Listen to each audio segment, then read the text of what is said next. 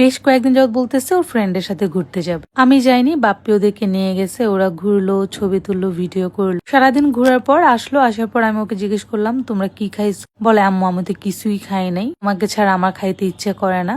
ওর বান্ধবীকেও না খাওয়ায় রাখছে। আমি বললাম তোর ফ্রেন্ডকে খাওয়ায় না? বলে না আমি খাই নাই তো ও খাবে। তারপর কেয়ার করা দুজনকে নিয়ে বের হলাম, লালমাটে একটা রেস্টুরেন্টে গেলাম, গিয়ে ওদের পছন্দ মতো খাবার অর্ডার করলাম। পাপ্পি সাচ্ছে খাওয়ার জন্য খাবে না, মানে আমি ছাড়া সে কিছু খাবে না, তার নাকি খেতে ইচ্ছে করতেছে না। বাট ওইখান থেকে এসে খাওয়ার জন্য আমাকে পুরো অস্থির করে ফেলছে।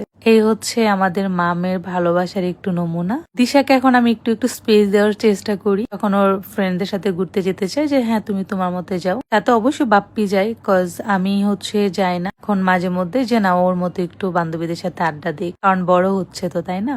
আজকে দিশা আমাদের পপস কালেকশনের এই সুন্দর শাড়ি শ্যুটটা করেছিল। এটা হচ্ছে মাসলাইটস কটন, খুবই খুবই খুবই সুন্দর। এটা আমাদের ঈদ কালেকশনের একটা শাড়ি। সো যাদের ভালো লাগবে তারা আমাদের পপস কালেকশন পেজে অর্ডার করবেন। এটা কিন্তু প্রিমিয়াম কোয়ালিটির একটা শাড়ি। আমি কালারটা নিজে পছন্দ করে নিজের মতো করে শাড়িটা করিয়েছি।